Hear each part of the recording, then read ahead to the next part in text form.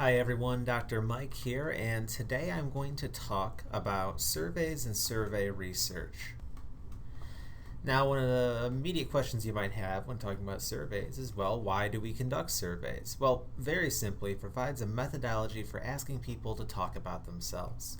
Okay, surveys are often criticized as being relatively biased. People have perceptual biases when they're taking these surveys, and they might not be able to accurately describe their thoughts, feelings, behaviors, and attitudes. But at the same time, oftentimes we don't have a better way to assess these variables, so we have to ask people about themselves.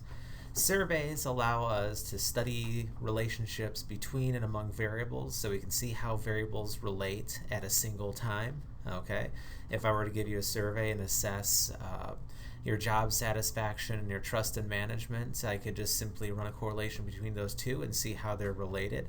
I could also use a survey to see how attitudes and behaviors change over time. Okay, I can administer multiple surveys over time following a particular cohort and see how, say, their personality, their attitudes, their behaviors change as they grow older. Another reason why we conduct surveys, and this is oftentimes through government organizations, that it gives useful information for public policy decisions. So if the government is thinking about creating a specific type of policy, what they'll probably do, well, what they should do anyway, is survey the public. See what the public thinks about this particular issue, and see what the public thinks about this particular solution. It saves the government or whatever institution is creating some sort of change, it saves them from upsetting the people who are affected by that change. Now, a final reason why we conduct surveys is that oftentimes they're used to complement experimental research findings. Okay, remember from the validity and reliability podcasts that experimental research is more internally valid. We can make more causal conclusions. But because of the level of control, it's less generalizable. Okay, it's less generalizable. However, if we conduct a survey, okay, that ends up being more generalizable by than an experimental study, and it ends up providing complementary information. So if there's a question that can be answered using both experimental and survey methods, well, in all likelihood, we should do both. Okay. One of the most difficult parts of a survey, when you're not simply using previously validated questionnaires, is actually constructing the questions to ask. Okay, whether you end up in an academic career or if you end up in an applied career, probably going to have to construct some sort of survey questions. So it's really important to figure out ahead of time exactly what your research objectives are. Okay. There are really three large categories of questions you can ask. You can ask about attitudes and beliefs, so you can ask about job satisfactions, how people believe, what people believe about certain laws. You can ask about facts and demographics, income, sex, group membership, illness status. Do you have this disease or do you not have this disease? Or you can ask about behaviors and experiences. How many drinks do you have on an average Friday? Are people mean to you? Do you kill and eat baby animals? Okay, so those are the primary categories of questions that you can ask on a survey. Probably the biggest issue that comes up when developing a survey is the actual question wording. Okay, you can look in published research and you can find some questions that are actually pretty poorly worded, and you wonder how it got published. Well, oftentimes because there isn't a better survey out there and people have just adopted this poor survey instead of fixing it. So really these problems can stem from a bunch of different issues: unfamiliar technical terminology, vague or imprecise terms, ungrammatical sentence structure, phrasing that overloads the working memory, embedding the question with misleading information, not all-inclusive categories, and clear bias in the words and phrases. Okay, so we'll talk about these a little bit and go through a couple of examples, but these are really issues that you need to try to avoid. So when you're writing a question, the most important thing to do is to ensure simplicity. Okay, you don't need a question that's trying to make multiple points, that has numerous commas, that has ands or ors. And the most common mistakes that people make are they come up with double-barreled questions. That is, questions that are asking multiple or items that are asking multiple questions within a single item. There are also issues with loaded questions, which are written to have people respond in one way. The researchers are looking for people to respond in one way, so they write a question about that. Let's say, what's an important topic that people debate? Abortion. So pro-life people might write a survey item that says, people should avoid the terrible, awful atrocity of killing unborn babies. And written like that, most people would say, well, yeah, they probably should avoid the terrible and unjust killing of unborn babies. Finally, you want to avoid negative wording when you're writing a question. Oftentimes when you're using negatives or double negatives, it's really going to confuse people. So what if you ask a question like, I am not unsatisfied with my job? Not unsatisfied. So that means I'm satisfied with my job. You have to think about it. And really, when people are taking surveys, you want them to think as, well, obviously they will think as little as possible, so you want to make it as easy on them as possible. At the same time, you want to avoid people who will just respond uniformly high or uniformly low to items. So we try to detect yay-sayers and naysayers, people who will say essentially yes to everything or no to everything. And what we end up doing is we reverse code some items. So for instance, think of a personality test like extroversion. You might have a question that says, I enjoy going to parties, but you might have another question that says, I do not enjoy going to parties. That way people, if they're answering yes to everything, they would hopefully have to stop and think, and you can catch people who are just saying yes to everything if they respond yes to both of those questions. Okay? Now let's go through some examples of bad questions. So here's an example. Curtailing development and protecting the environment should be a top priority for our town. What's the major issue with this question?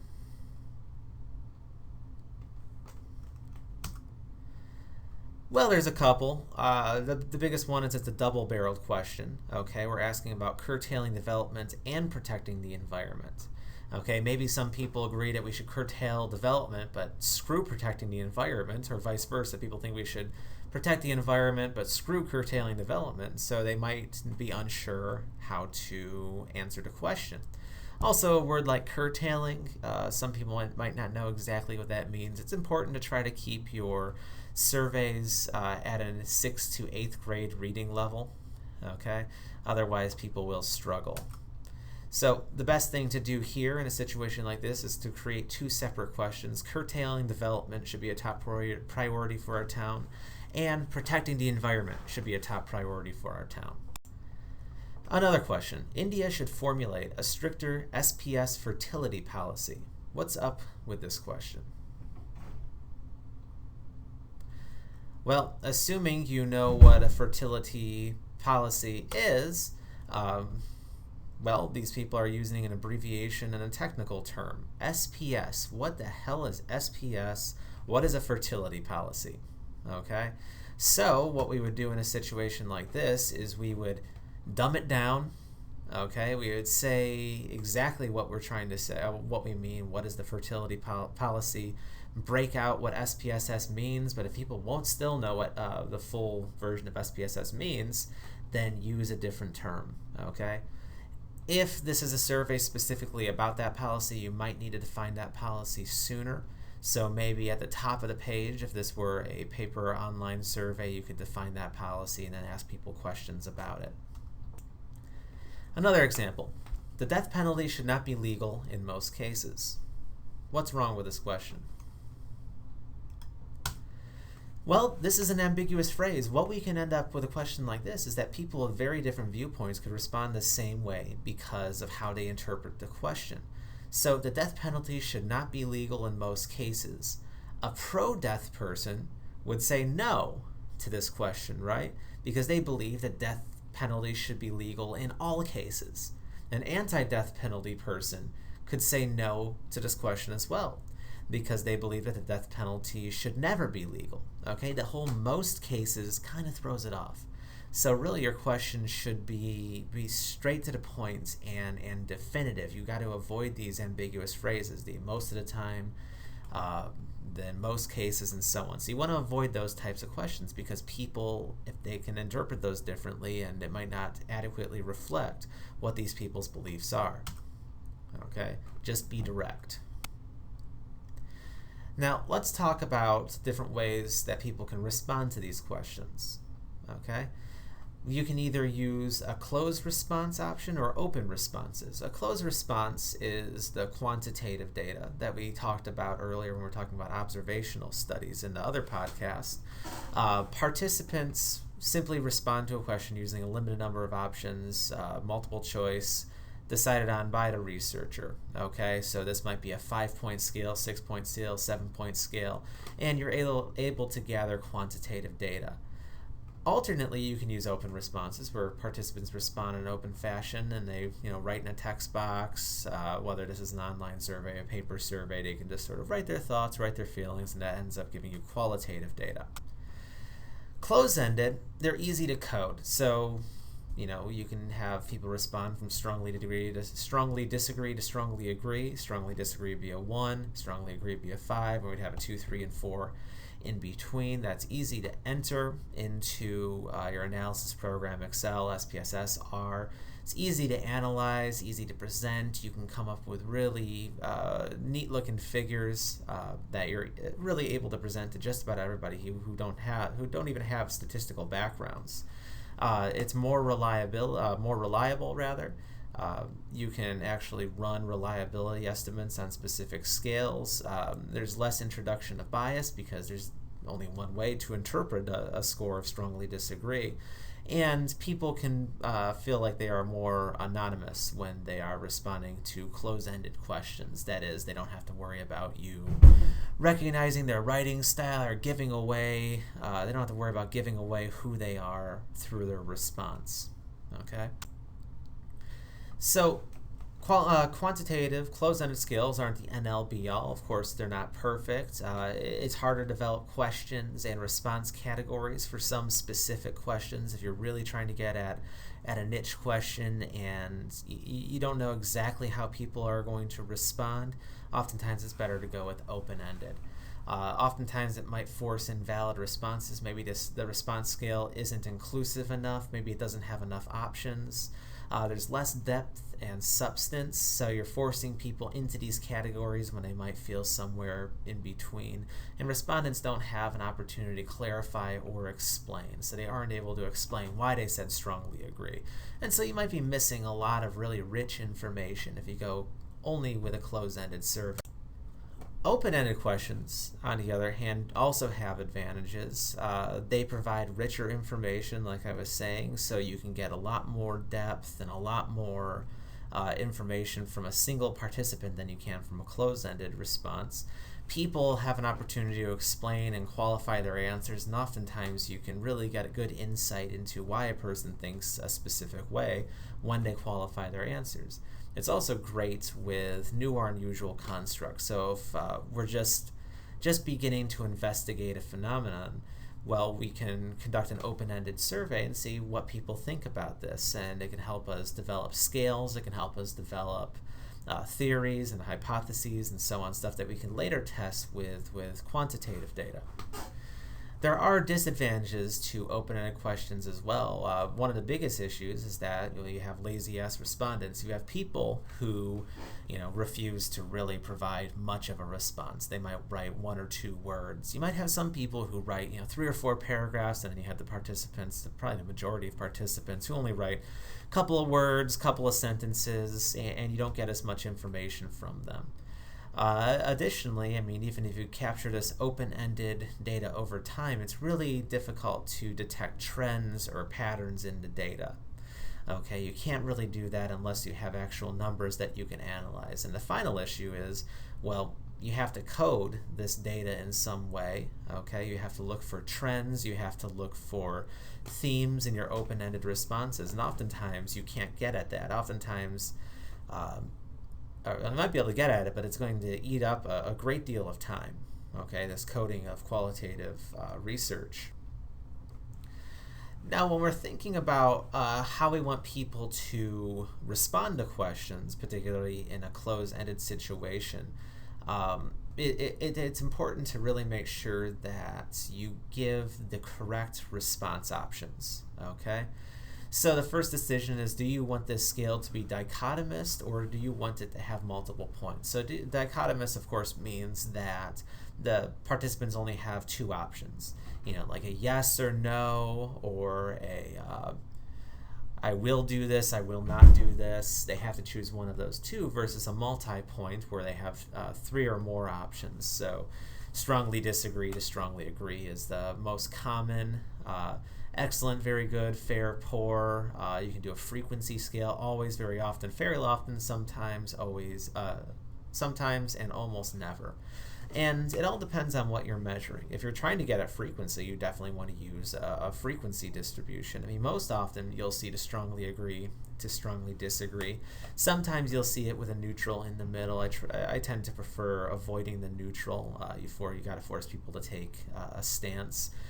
And another question that comes up is, how many points should you have? Well, you want to make sure you give enough points that people will have variance on these different measures so you can actually detect significant relationships among variables.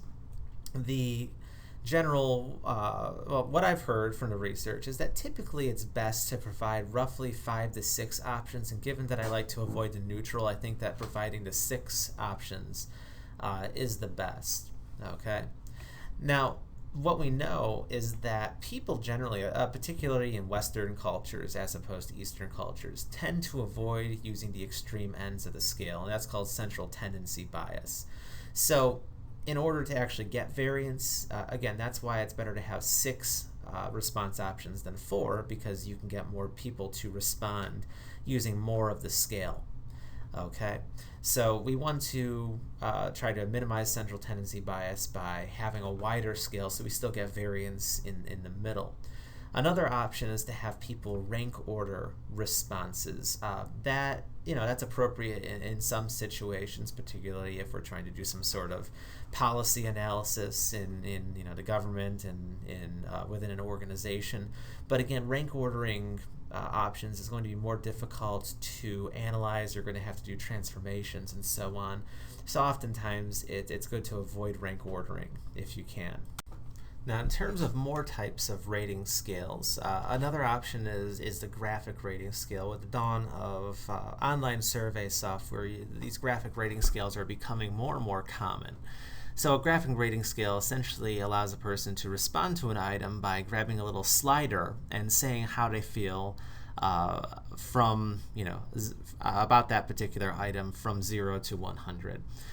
There hasn't been much research that I'm aware of on these graphic rating scales. I would generally say to avoid them, just given that a person may not have such insight that they can tell the difference between when they feel 71 about a specific item, when they feel 74 about a specific item.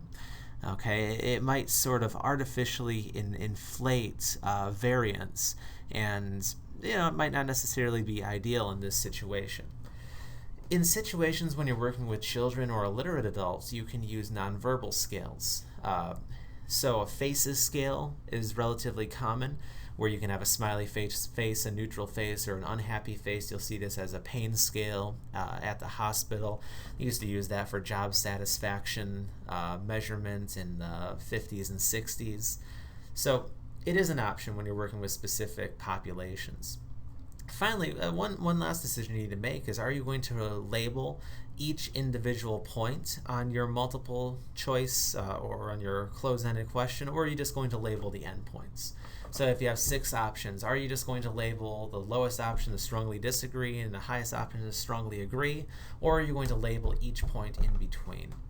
Now, the research has generally shown, and this is more recent, that labeling each individual point is better. So unless you have some sort of space constraints or you have too wide of a scale, you're always better off labeling each individual point. Okay? The last thing that you do, of course, is make sure that you format your questionnaire, your survey, in the most professional way possible. There is so much software available out there, whether or not you're conducting an online survey or a paper survey, you can find something that will format it for you. You want to make sure that it's neatly typed and free from errors. I can't tell you how many surveys I've taken, professional surveys sent out by hospitals and universities and so on, that have errors in them, and that's just very unprofessional. It plants a seed of doubt in your participants, and they may feel like, well, if they don't put the time in to conduct the survey or edit the survey, why should I take the time to take the survey? And you want to make sure that you use point scales consistently. You don't want to jump from strongly agree to strongly disagree on a 5-point scale to a 6-point scale to a 7-point scale. That just confuses people. You want to make sure you're as consistent as often as possible. And you also want to make sure that you don't have some scales where a 1 is strongly disagree and other scales where a 1 is strongly agree. Okay, you want to make sure it's consistent. After you've sort of finalized the questionnaire, it's always important to pilot it. So give the survey to non-experts, to people who are not in your field, to make sure that the items generally make sense, okay? Particularly if those non-experts are the types of people who might be receiving your survey in the mail. And this also helps you figure out how long the survey is. Oftentimes, if you're conducting a survey, at least in an academic environment, you have to get Institutional Review Board approval. In order to get that approval, you have to say how long this survey will be. Okay, so it'll give you a better idea of how long the survey is. Now, once you've finalized and piloted your survey, it's finally time to administer the survey, and you can do that in a couple of different ways. You can use what's pretty typical questionnaires, so you personally give the survey, either written or an internet survey, to groups of individuals. You might administer the survey in person, like giving it to a class. You might give it to individuals who set up a meeting to take the survey. More commonly, you would mail it to a person. Okay, when mailing a survey, you always want to make sure that you include all the information, and you always want to make sure that you include always a postage paid return addressed envelope. Otherwise, you are going to get 0 responses. Okay, so make sure that you give the people an easy option to mail it back. Oftentimes with mail surveys, you can also include a link to an internet survey, so they have that option as well. Alternately, you can do your survey completely online, which is more and more common with SurveyMonkey and Survey Gizmo and so on. Luckily, the research shows that responding to mail surveys and internet surveys tends to be comparable, so you don't really have to worry about one versus the other. More recently, other technologies like computerized experience sampling have become more common, so giving people PDAs or text messaging surveys, or using smartphones and apps to administer surveys, those are legitimate options now. The problem with administering questionnaires is that people just simply tend to have the acquiescence bias. They tend to agree with the statements that they say, and that's, studies conducted over thousands of people show that people tend to agree. Another issue is that depending on when a person is taking the questionnaire, their mood might affect responses. Okay, so that's something that you need to consider, and that's something you might not be able to necessarily impact unless you measure their mood and statistically control for it. Another option is conducting interviews. Okay, so you can do face-to-face interviews, telephone interviews, focus group interviews, and that's when the researcher asks questions and records participant responses.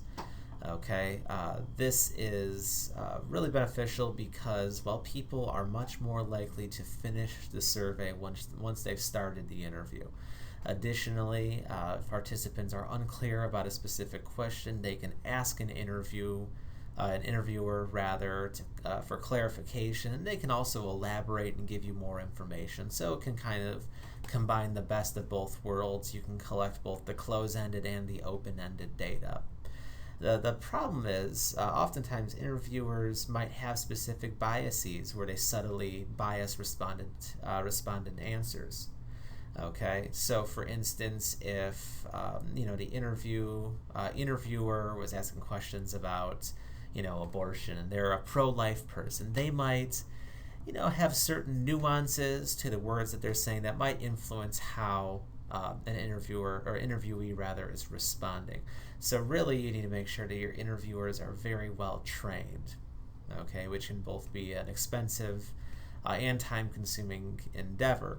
Moving on to the next point, these interviews are time-consuming, both in terms of participant time, but also in terms of training interviewers and so on. Along those lines, anything that's time-consuming is also expensive. Training the interviewers, reimbursing the participants' time, coding the data, recording the data, and all that.